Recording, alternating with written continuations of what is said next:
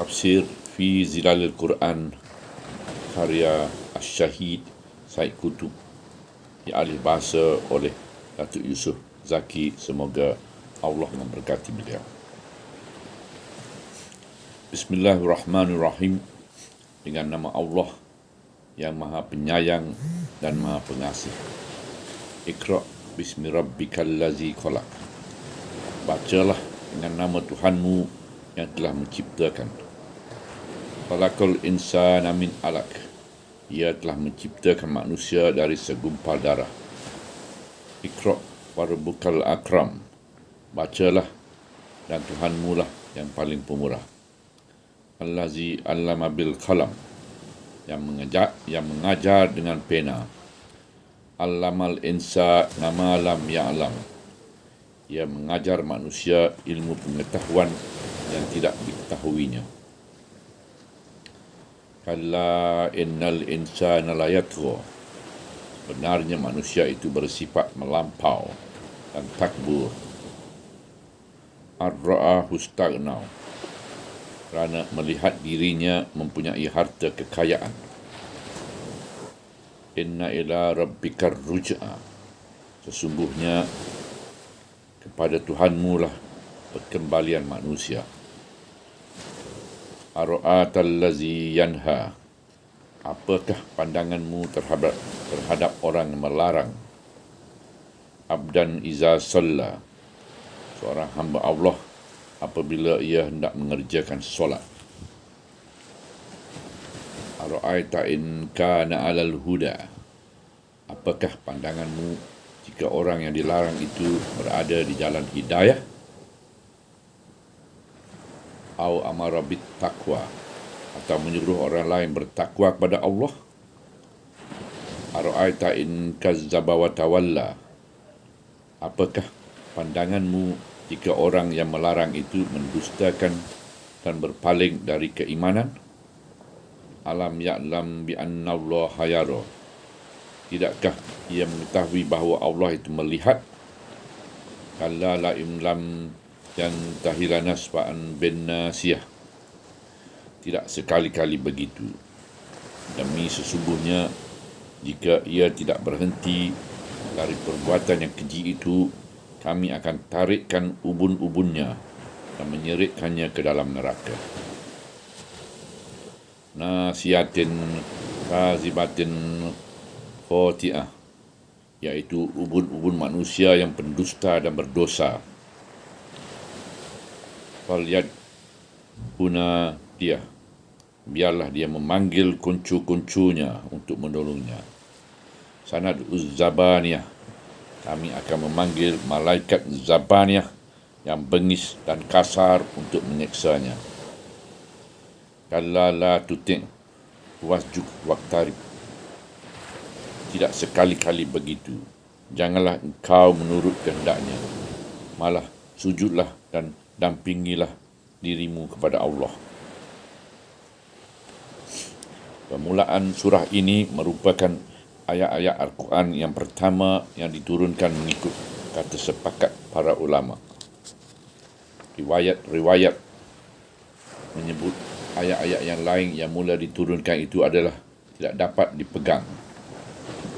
Ujar Al-Imam Ahmad, kami telah diceritakan oleh Abdul Razak, kami telah diceritakan oleh Ma'mar Ibnu Al-Zuhri dari Arwah dari Aisyah radhiyallahu anha, katanya, wahyu pertama yang mula diterima Rasulullah sallallahu alaihi wasallam ialah berupa mimpi-mimpi yang benar dalam masa tidur. Beliau tidak melihat satu mimpi melainkan mimpi itu datang dengan jelas seperti serlahan cahaya pagi. Kemudian beliau diberi kegemaran bersemadi di tempat yang sunyi. Beliau bersemadi di Gua Hira.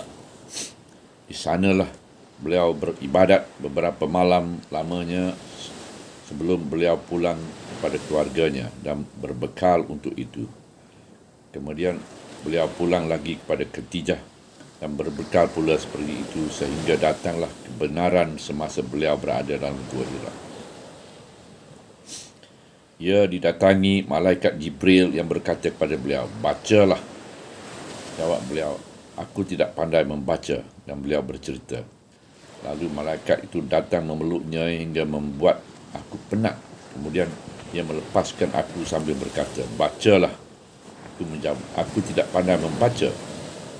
Lalu ia memelukku kali kedua hingga membuat aku penat. Kemudian ia melepaskan aku sambil berkata, bacalah. Aku menjawab, aku tidak pandai membaca. Lalu ia memeluk kali yang ketiga kemudian berkata, Iqra' bismi rabbikal ladzi khalaq. Khalaqal insana min 'alaq. Iqra' wa rabbukal akram. Allazi 'allama bil qalam. 'Allamal insanu ma lam ya'lam. Selepas itu Rasulullah SAW kembali dengan ayat-ayat ini dalam keadaan menggigil hingga beliau masuk ke dalam rumah menemui Khadijah dan berkata, selimutkan aku. Lalu mereka menyelimutkan beliau sehingga hilang ketakutannya. Lalu ia berkata, wahai Khadijah, mengapa aku jadi begini? Kemudian beliau menceritakan kepada Khadijah apa yang telah berlaku dan berkata, aku bimbang terhadap diriku. Lalu dijawab Khadijah, tidak, senangkan hati anda, demi Allah tidak sekali-kali akan menghinakan anda, kerana sesungguhnya anda seorang yang sentiasa membuat hubungan yang baik dengan kaum kerabat, sentiasa bercakap benar, sentiasa menolong orang-orang yang lemah, memberi bantuan kepada orang yang tidak berharta, sentiasa memuliakan tamu, dan sentiasa menolong atas peristiwa-peristiwa yang benar.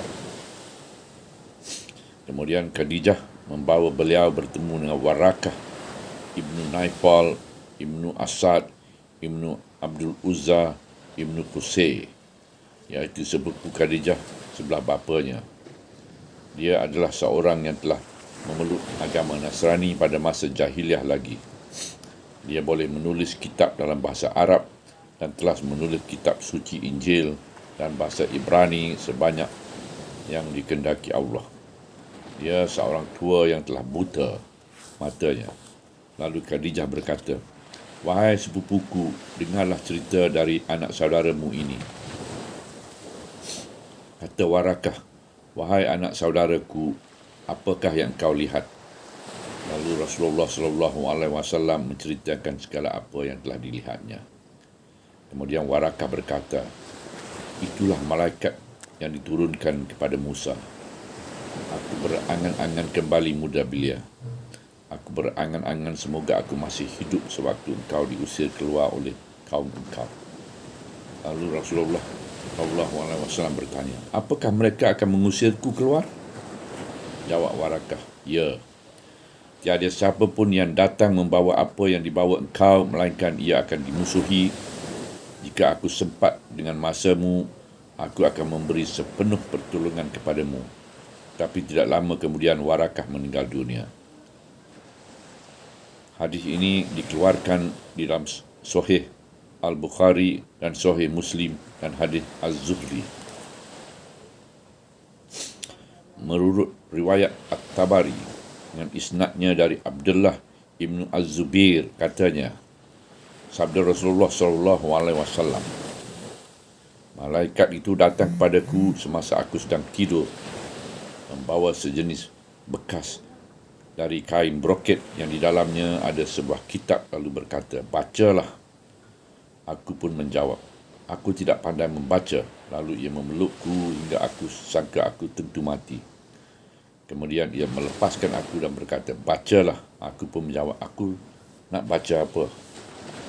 Aku jawab begitu untuk mengelak supaya ia tidak memelukku lagi seperti tadi. Lalu ia pun berkata, Iqra' bismi rabbikal ladzi khalaq. Khalaqal insana min 'alaq. Iqra' wa rabbukal akram. Allazi 'allama bil qalam. 'Allamal insanu ma lam ya'lam. Ujar beliau, lalu aku pun membaca hingga habis. Kemudian ia beredar meninggalku. Aku pun terjaga dari tidurku dan aku merasa hatiku telah ditulis satu tulisan. Beliau bersabda lagi, Tidak ada makhluk Allah yang lebih tidak disukaiku dari penyair dan orang gila. Tidak ada makhluk Allah yang lebih tidak disukai aku dari penyair dan orang gila. Aku tidak sanggup melihat kedua mereka. Beliau bersabda lagi, aku berkata, sesungguhnya diriku kini telah menjadi seorang penyair atau seorang gila. Janganlah sekali-kali orang-orang Quraisy mengatakan begitu kepadaku. Aku akan naik ke atas bukit untuk mencampakkan diriku dan membunuhkan supaya aku rehat. Beliau bersabda lagi, lalu aku keluar untuk berbuat demikian sehingga apabila sampai di tengah bukit, aku dengar satu suara dari langit berkata, wahai Muhammad, engkau adalah Rasulullah dan aku adalah Jibril. Beliau bersabda lagi, aku pun mendongak kepalaku ke langit. Tiba-tiba aku melihat Jibril dalam bentuk seorang lelaki berdiri di kaki langit seraya berkata, wahai Muhammad, engkau adalah Rasulullah dan aku adalah Jibril. Beliau bersabda lagi, aku pun berhenti memandang kepadanya sehingga aku tidak lagi teringat pada tujuanku. Aku tidak dapat melangkah ke hadapan dan tidak pula dapat merundur ke belakang. Aku mengalihkan mukaku darinya melihat ke kaki langit yang lain, tapi tiada satu arah pun yang aku pandang melainkan aku tetap nampaknya. Aku terus berdiri, tidak maju ke depan dan tidak pula mundur ke belakang sehingga Khadijah mengirim orang-orangnya mencariku sampai ke Mekah dan balik semula. Tetapi aku masih berdiri di tempatku, kemudian Jibril berundur meninggalku dan aku beredar dari situ pulang kepada keluargaku. Kisah ini diriwayatkan oleh Ibnu Ishaq yang panjang lebar, dari Wahab Ibnu Kisan, dari Ubaid juga. Aku berdiri di depan peristiwa ini yang sering kita membacanya di dalam kitab-kitab sirah dan kitab-kitab tafsir. Kemudian kita lewati dan meninggalkannya atau kita berhenti sebentar kemudian kita berlalu dari situ. Ia merupakan satu peristiwa yang maha agung, yang tiada batas bagi keagungannya. Walau bagaimanapun kita cuba pada hari ini untuk mengetahui seluruh keagungannya, namun di sana masih banyak dari sudut-sudut peristiwa ini berada di luar kefahaman kita. Ini adalah peristiwa yang agung dari sudut hakikatnya, dari sudut maknanya, dan dari sudut kesan-kesannya kepada kehidupan seluruh manusia. Detik-detik masa berlakunya peristiwa ini merupakan detik-detik masa yang paling agung yang pernah berlaku di bumi ini di sepanjang sejarahnya. Apakah hakikat peristiwa yang telah berlaku dalam detik-detik ini? Hakikatnya ialah Allah yang maha mulia, maha agung, maha berkuasa dan yang maha besar yang memiliki seluruh alam ini telah sudi dan berkenan memandang kepada makhluknya yang bernama manusia yang duduk tersorok di satu sudut alam buana yang namanya hampir-hampir tidak dilihat di bumi.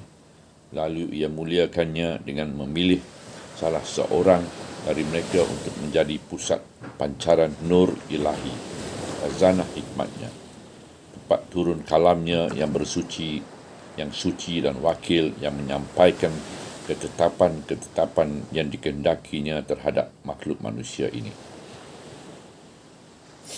Ini adalah satu hakikat yang maha agung, yang tiada batas bagi keagungannya dan sudut-sudut keagungannya akan beransur-ansur kelihatan jelas apabila manusia mulai memahami sekadar kemampuannya hakikat uluhiyah yang mutlak, yang azali dan abadi, dan mulai memahami hakikat ubudiyah atau kehambaan dirinya yang terbatas, yang baru dan yang fana.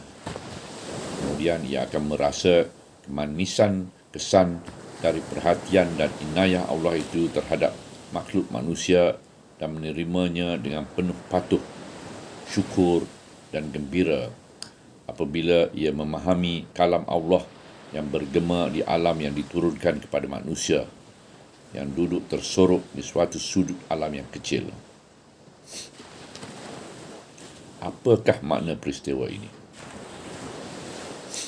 Maknanya dari segi Allah Subhanahu Wa Taala ialah Allah itu ialah Tuhan yang Maha Pemurah, pengunia rahmat yang melimpah ruah, yang Maha Penyayang, yang mencurahkan kurnia dan rahmatnya tanpa sesuatu sebab selain dari kerana limpah kurnia itu sendiri merupakan sebahagian dari sifat zatnya yang Maha Mulia. Maknanya dari segi manusia pula ialah Allah Subhanahu Wa Taala telah mengurniakan kepada mereka satu penghormatan yang hampir-hampir tidak dapat digambarkan dan tidak berdaya disyukuri walaupun ia menghabiskan seluruh umurnya dalam keadaan sujud dan rukuk. Penghormatan itu ialah Allah sentiasa terkenang kepada mereka, menoleh kepada mereka dan membuat hubungan dengan mereka, dan memilih dari bangsa mereka seorang rasul yang menerima wahyu-wahyunya. Juga kerana Allah memilih bumi ini sebagai tempat kediaman mereka dan sebagai tempat turun kalam sucinya, Al-Quran yang bergema di alam ini dan diterima dengan penuh khusyuk dan patuh. Kesan-kesan peristiwa yang agung ini dalam seluruh kehidupan manusia telah bermula sejak awal-awal lagi, iaitu bermula dengan mengubahkan perjalanan sejarah sejak ia mula mengubahkan perjalanan hati manusia dan sejak Allah telah ditentukan sebagai satu-satunya pihak yang harus dipandang manusia dan sebagai satu-satu sumber bagi manusia menerima kefahaman-kefahaman, nilai-nilai hidupnya dan ukuran-ukurannya. Kini yang menentukan kefahaman-kefahaman, nilai-nilai dan ukuran-ukuran bukannya bumi dan hawa nafsu, tapi ialah langit dan wahyu ilahi. Sejak masa itu, penghuni bumi yang tersemat hakikat ini dalam jiwa mereka hidup secara langsung di bawah naungan dan pemeliharaan Allah. Mereka hidup dengan menumpukan pandangan mereka secara langsung kepada Allah dalam segala urusan hidup mereka, baik yang kecil ataupun yang besar. Mereka melihat, mendengar, merasa dan bergerak di bawah perhatian Allah. Mereka mengharapkan Allah membimbing mereka selangkah demi selangkah ke jalan yang benar dan menghindarkan jalan yang salah. Setiap malam mereka tertunggu-tunggu turunnya wahyu Allah yang baru yang menceritakan apa yang ada di dalam hati mereka dan menyelesaikan masalah-masalah mereka dan memerintah mereka buat ini dan melarang mereka jangan buat itu. Itulah satu zaman yang amat aneh, iaitu zaman selama 23 tahun yang berikut, di mana terjalinnya hubungan secara langsung di antara manusia dan Al-Mala'ul A'la. Satu zaman yang tidak dapat dipahami hakikatnya melainkan oleh angkatan muslimin yang pertama yang telah menghayatinya, yang telah mengalaminya dan yang telah menyaksikannya sendiri dari awal hingga akhirnya, yang telah mengecapi kemanisan hubungan itu dan yang telah merasakan tangan kudrat Allah sentiasa memimpin mereka dan yang telah melihat sendiri dari mana mereka bermula dan ke mana mereka berakhir,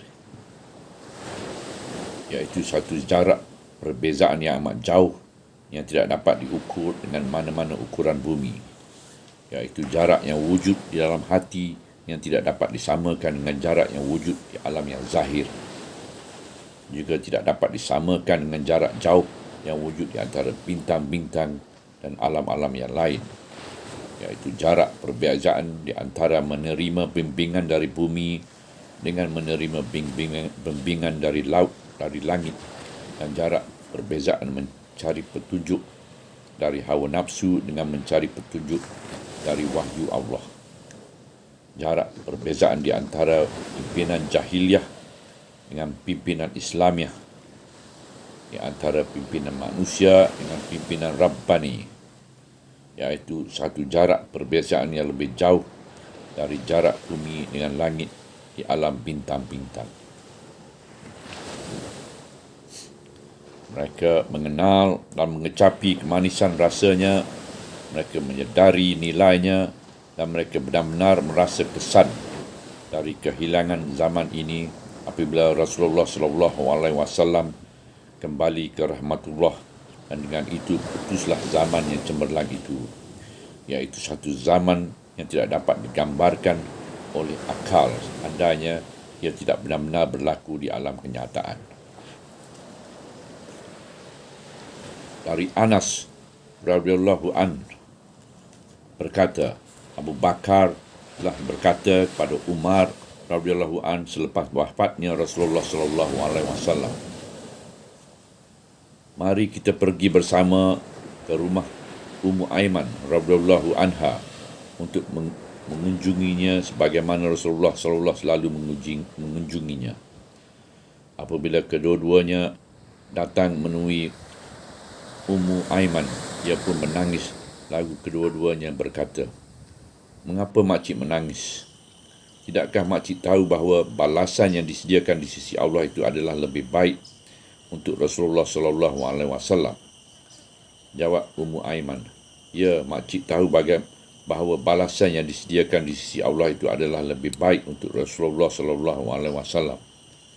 Tapi makcik menangis kerana wahyu telah terputus dari Allah." Perkataan Ummu Aiman itu telah mengharukan kedua-duanya, lalu kedua-duanya menangis bersama Ummu Aiman. Hadis dikeluarkan oleh Muslim. Kesan-kesan zaman ini terus mempengaruhi kehidupan manusia sejak zaman itu hingga ke zaman ini, malah hingga ke hari kiamat. Manusia telah dilahirkan semula apabila mereka mengambil nilai-nilai hidupnya dari langit, bukan dari bumi, dan mengambil undang-undang dan syariatnya dari wahyu, bukan dari nafsu. Perjalanan sejarah manusia telah berubah, iaitu satu perubahan yang belum pernah berlaku sebelum itu. Dan kerana itu, peristiwa ini merupakan satu persimpangan jalan di mana batu-batu tandanya kelihatan jelas, tegap dan tinggi, yang tidak dapat dikikiskan oleh zaman dan tidak pula dapat dihapuskan oleh peristiwa-peristiwa yang berlaku, dan di mana terpacak dalam hati manusia konsep-konsep yang jelas terhadap alam, terhadap hidup, dan terhadap nilai-nilai hidup yang belum pernah wujud sepertinya dan tidak pernah ada selepasnya.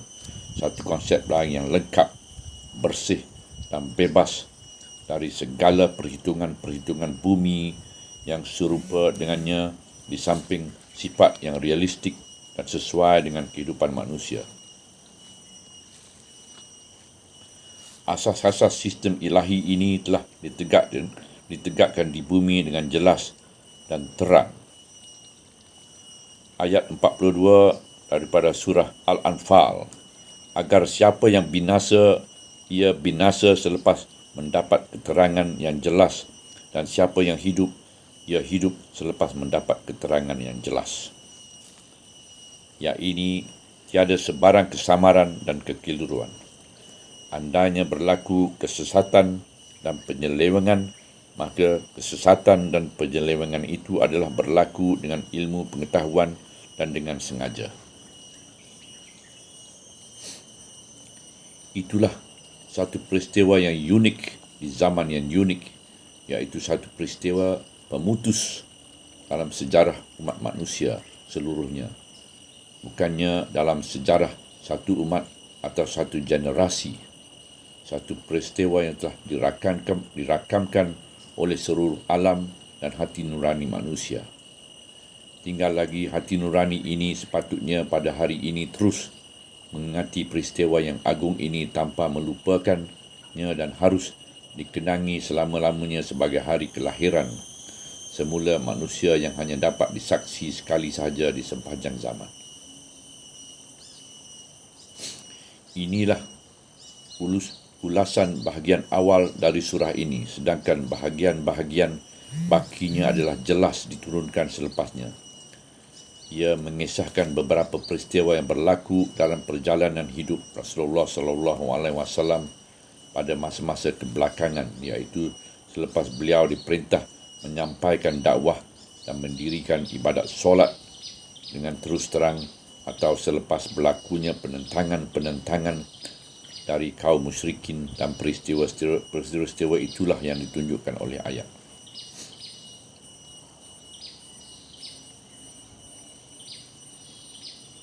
Ara'aital lazi yanha, apakah pandanganmu terhadap orang-orang yang melarang?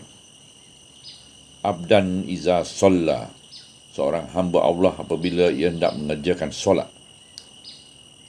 Ara'aita in kana alal huda, apakah pandangan itu jika orang yang dilarang itu berada di atas jalan hidayah? Au amara bit taqwa, atau menyuruh orang lain bertakwa pada Allah. Ara'aita in kazzaba wa tawalla, apakah pandangan itu orang yang melarang itu mendustakan dan berpaling dari keimanan? Alam ya'lam bi anna Allah yara, tidaklah ia mengetahui bahawa Allah itu melihat? Kalla la in lam yantahi lanasfa'an bin nasiyah, tidak sekali-kali begitu, demi sesungguhnya jika ia tidak berhenti dari perbuatan yang keji itu, kami akan tarikkan ubun-ubunnya dan menyeritkannya ke dalam neraka. Nasiyatin kazibatin khoti'ah, iaitu ubun-ubun manusia yang pendusta dan berdosa. Falyad'una dia, biarlah dia memanggil kuncu-kuncunya untuk menolongnya. Sanad uzzabaniyah, kami akan memanggil malaikat zabaniyah yang begitu bengis dan kasar untuk menyeksakannya. Kalla la tuti' wasjud waqtark, tidak sekali-kali begitu, janganlah engkau menurut kehendaknya, malah sujudlah dan dampingilah dirimu kepada Allah. Walau bagaimanapun di sana terdapat susunan yang cukup selaras di antara bahagian-bahagian surah ini dan cukup teratur dalam penyusunannya hakikat-hakikat yang dibicarakannya selepas bahagian awal ini, dan ini menjadikan keseluruhan surah ini satu unit yang padu dan rapat hubungannya. Iqra' bismi rabbikal lazi khalaq, wahai Muhammad, bacalah dengan nama Tuhanmu yang telah menciptakan.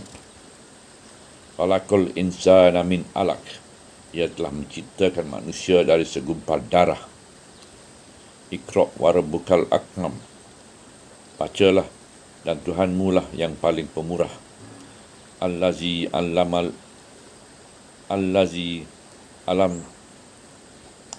bil qalam, yang mengajar dengan pena.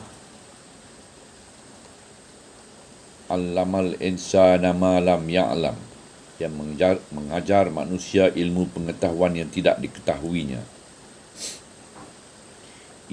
Itulah surah pertama Al-Quran.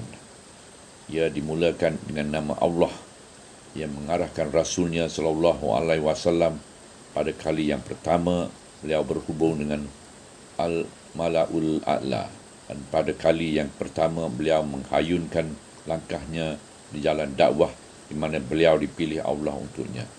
Allah mengarah beliau supaya membaca dengan nama Allah. Iqra' bismi rabbikal lazi khalaq, wahai Muhammad, bacalah dengan nama Tuhanmu yang telah menciptakan. Ayat ini dimulakan dengan menyebut secara umum salah satu dari sifat-sifat Allah, iaitu sifat mencipta dan memulakan penciptaan.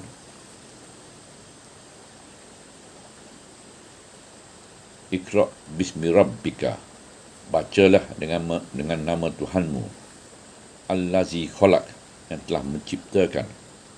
Kemudian diiringi dengan menyebut khusus tentang penciptaan dan asal-usul kejadian makhluk manusia.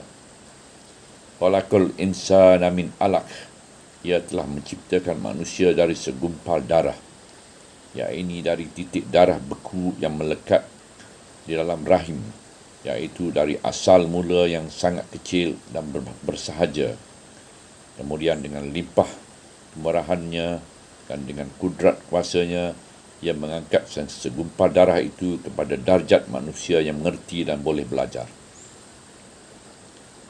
Iqra' wa rabbukal akram, bacalah dan Tuhanmu lah yang paling pemurah. Allazi allama bil qalam, yang mengajar dengan pena. Allamal insana ma lam ya'lam, yang mengajar manusia ilmu pengetahuan yang tidak diketahuinya. Ini adalah satu perpindahan yang amat jauh di antara asal mula dengan akhir kejadian. Tetapi Allah Maha Kuasa dan Maha Pemurah, dan kerana itulah berlakunya perpindahan yang menakjubkan itu. Di samping menjelaskan hakikat penciptaan manusia, ayat itu juga menjelaskan hakikat mengajar, iaitu bagaimana Allah mengajar manusia dengan pena. Kerana pena selama-lamanya merupakan alat mengajar yang paling luas dan paling mendalam kesannya dalam kehidupan manusia. Pada masa itu, hakikat peranan pena belum lagi jelas seperti yang kita ketahui dalam kehidupan manusia sekarang ini. Tapi Allah Subhanahu Wa Taala amat mengetahui nilai pena.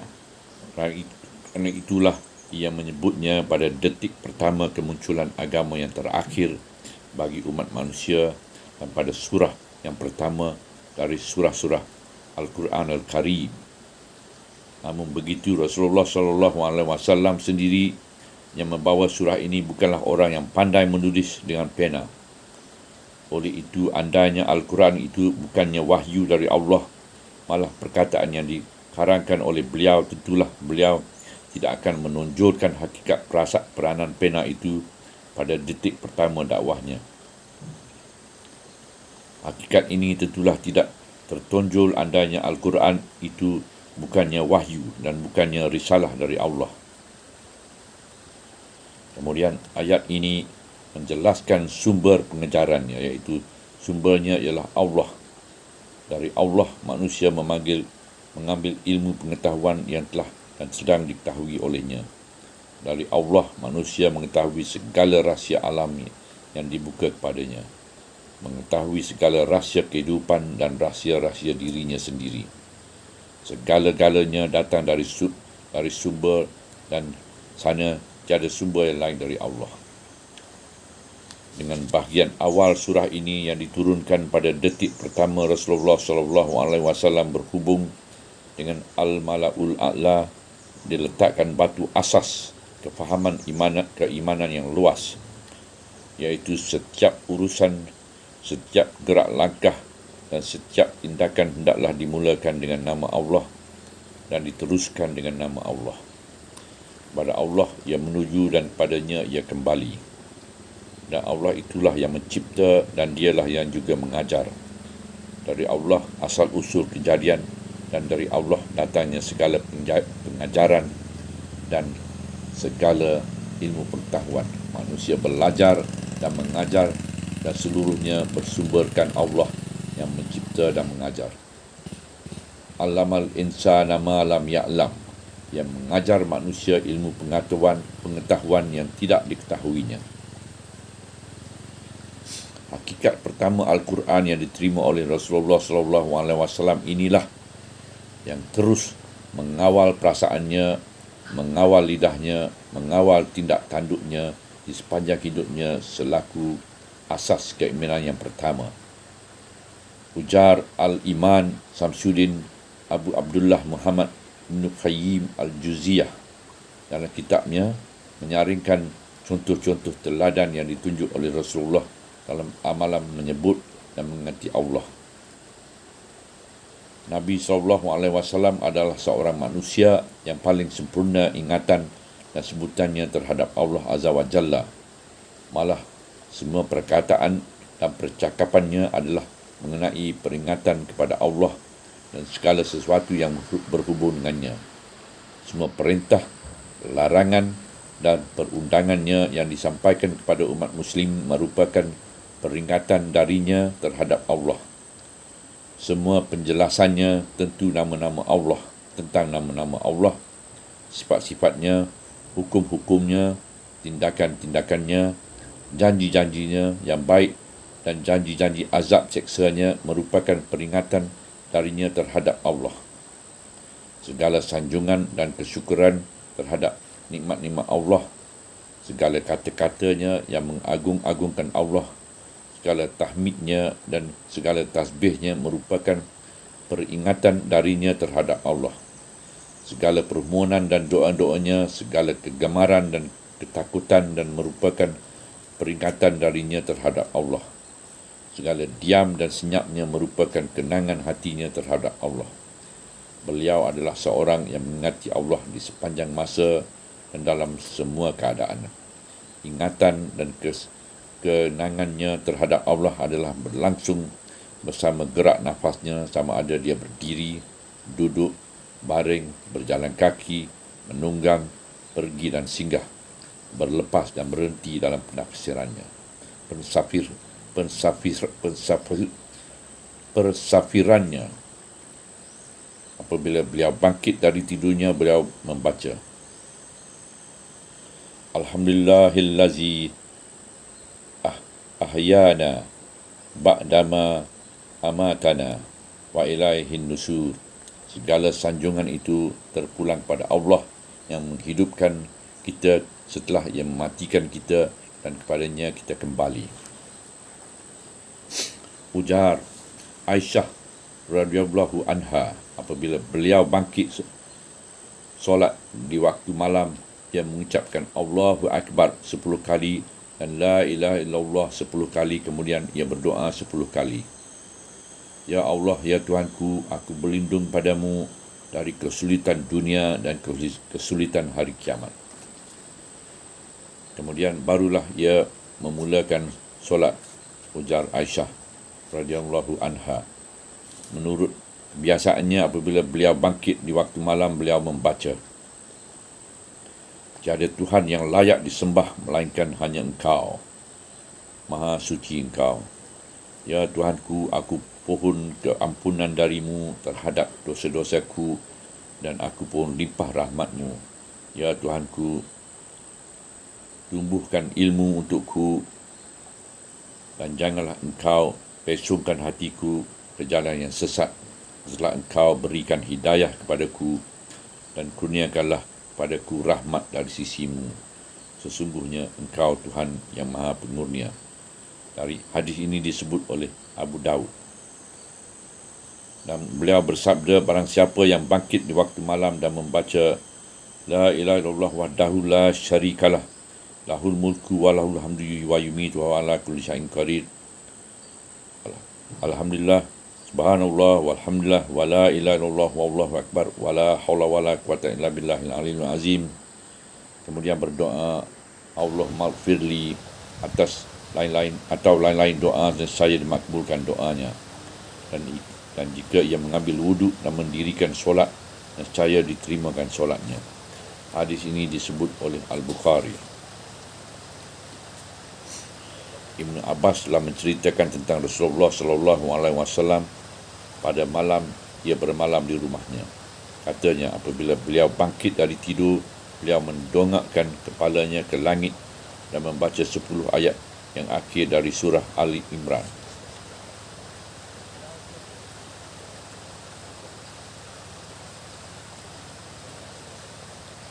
Ujar Aisyah radhiyallahu an, biasanya Rasulullah apabila bangun di waktu malam, beliau berdoa, Ya Tuhanku, Tuhan Jibril, Mikail dan Israfil, Tuhan pencipta langit dan bumi, Tuhan yang mengetahui yang gaib dan nyata, Engkaulah yang mengadili di antara para hamba-Mu dalam perkara-perkara yang menjadi bahan perselisihan mereka.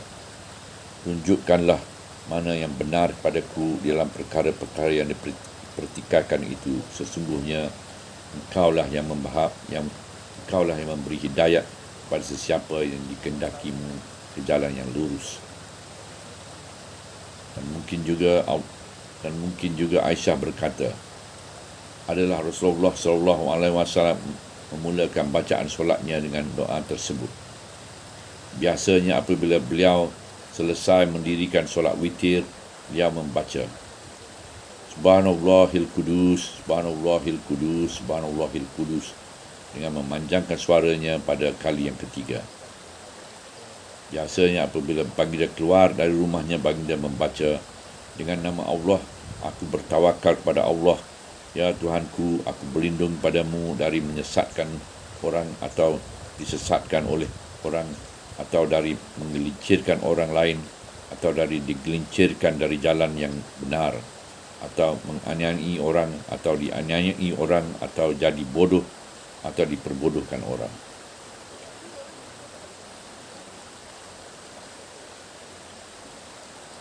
Ibnu Abbas telah menceritakan hal Nabi SAW semasa bermalam di rumahnya berkata, bila keluar untuk mengeluarkan solatul fajar sambil berdoa, Ya Tuhanku, letakkanlah pancaran nur dalam hatiku, letakkanlah pancaran nur pada lidahku, letakkanlah pancaran nur dalam pendengaranku, letakkanlah pancaran nur dalam penglihatanku, letakkanlah pancaran nur di belakangku, letakkanlah pancaran nur di hadapanku, letakkanlah pancaran nur di atasku, dan letakkanlah pancaran nur di bawahku. Ya Tuhanku, besarkanlah pancaran nur untukku. Abu Daud menyebut cerita Nabi SAW apabila beliau masuk ke dalam masjid, beliau berkata, aku berlindung pada Allah yang maha besar, pada zatnya yang maha pemurah, dan pada kuasanya yang kadim dari syaitan yang terkutuk.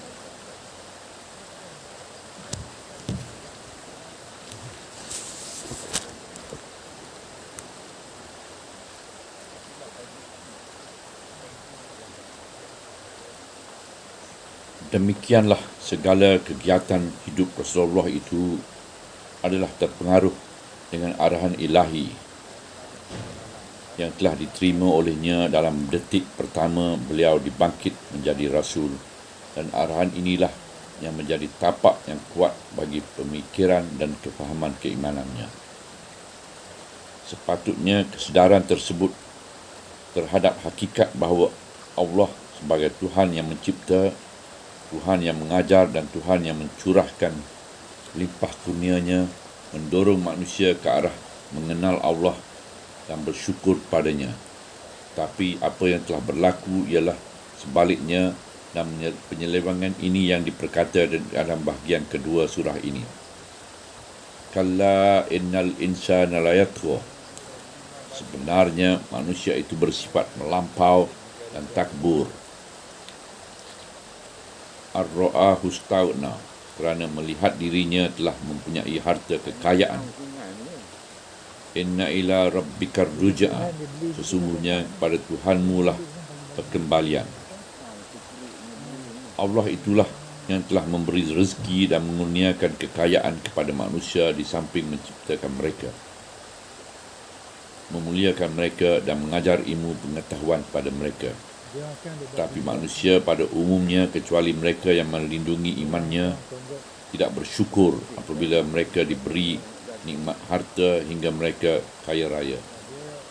Mereka tidak mengenal punca nikmat yang menjadikan mereka kaya itu ialah punca yang telah menciptakan dan memberi ilmu, pengetahuan dan rezeki pada mereka. Mereka bertindak melampau, sombong dan takbur. Sedangkan sepatutnya mereka mengenal Allah dan bersyukur padanya. Sesudah ayat itu menunjukkan gambaran manusia pelampau yang lupakan asal kejadiannya dan berlagak takbur dan sombong kerana merasa sudah kaya, maka ia iringi pula dengan ancaman secara tidak langsung. Inna ila rabbikar ruj'a, sesungguhnya pada Tuhanmu lah perkembalian. Ya, ini kemana lagi manusia pelampau yang sombong kerana merasa sudah kaya itu akan pergi.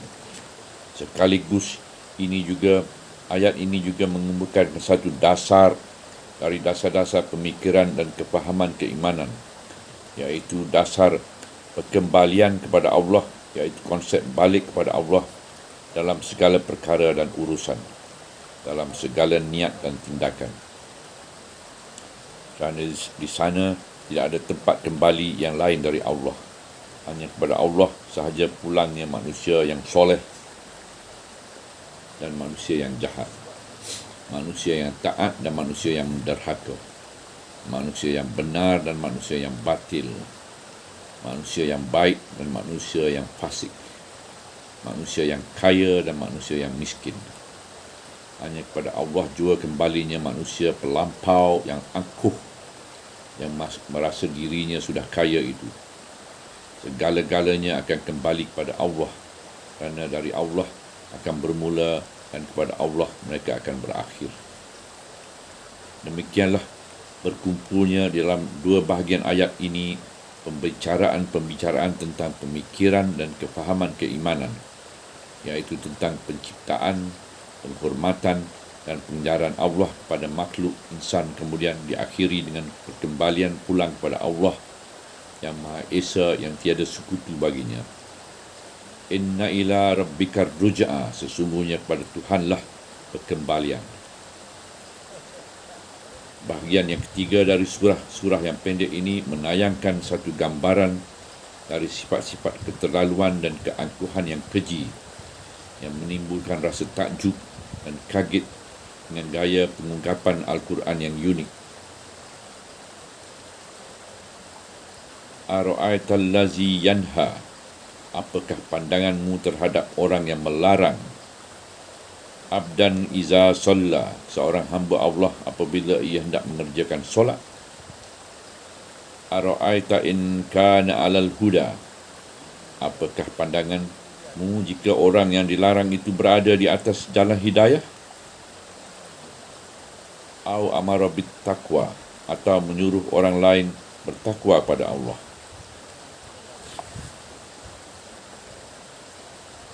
Ara'aita in kazzaba wa tawalla, apakah pandanganmu jika orang yang melarang itu mendustakan ajaran Allah dan berpaling dari keimanan. Alam ya'lam bi anna Allah yara, tidakkah ia mengetahui bahawa Allah itu melihat.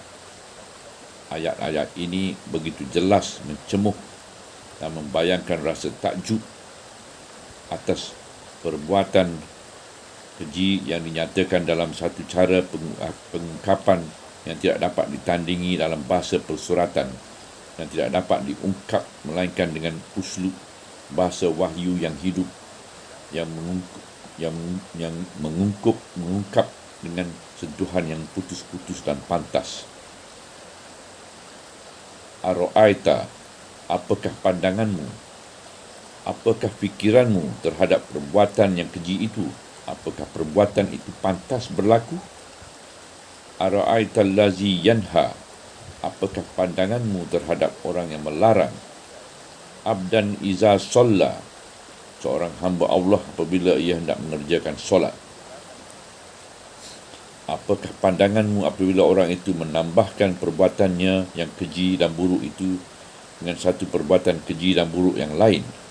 Apakah pandanganmu terhadap orang yang telah diganggu dan dihalang dari mengerjakan solatnya, sedangkan dia seorang yang memperjuangkan hidayah Allah dan menyuruh manusia bertakwa?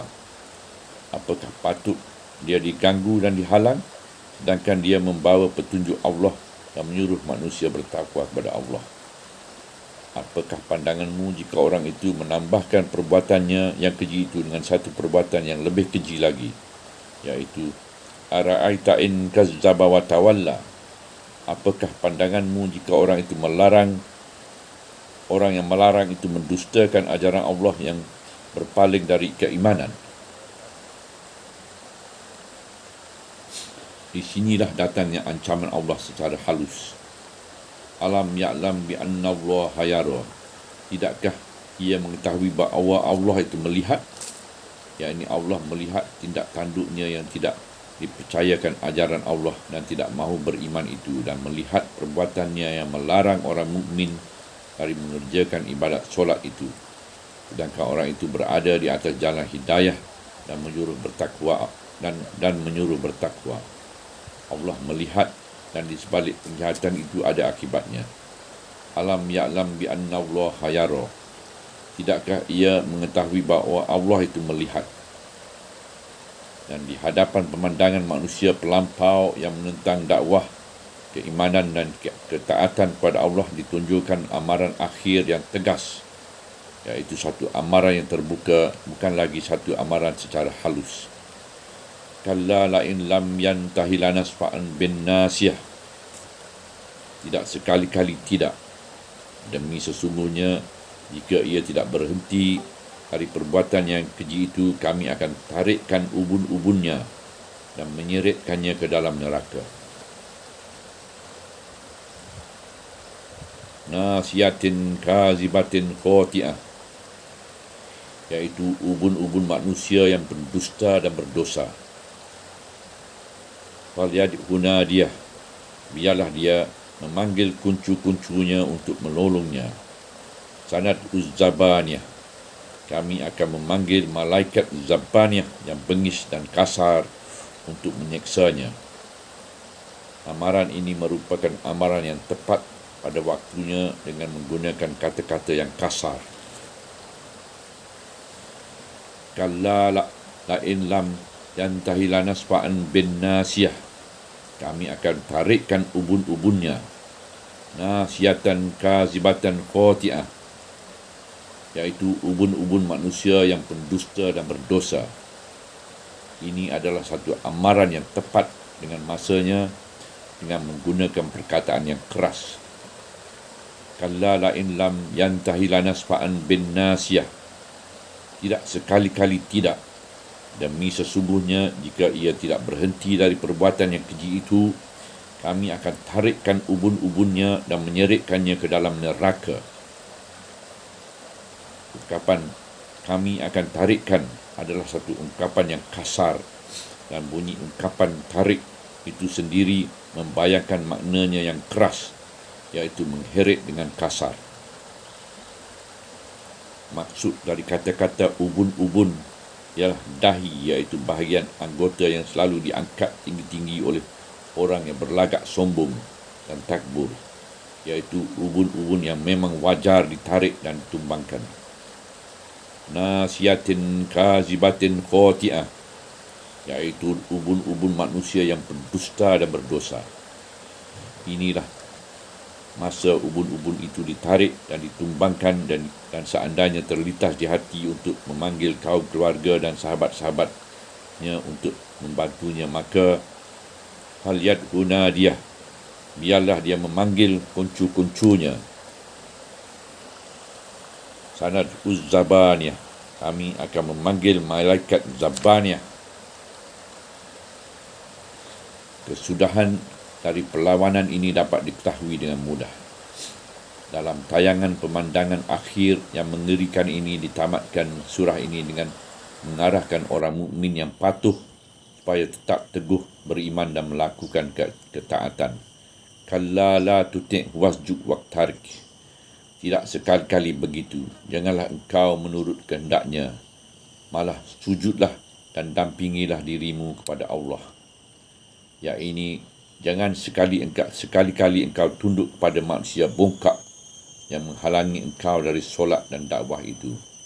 Malah sujudlah kepada Tuhanmu dan dampingilah dirimu kepadanya dengan ketaatan dan amalan-amalan ibadat, dan tinggalkan sahaja manusia yang bongkak dan penghalang itu kepada malaikat zabaniyah.